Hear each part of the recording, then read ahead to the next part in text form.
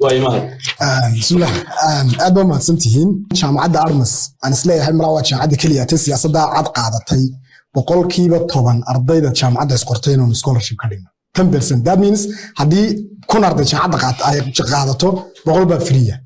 siyaasadda waxaad ka arki karaysaa intuu priority iyo muhiimadda 10% enrollment ka jaamacaddu qaadato waxa jirta scholarship committee ay jaamacaddu leedahay oo hadii marka tusaale ahaan oo kala leedahay imtixaan baa la galay wax laga yaabaa kii ugu sareeyay lacag iska bixin karay inuu imtixaankiiba ku baasto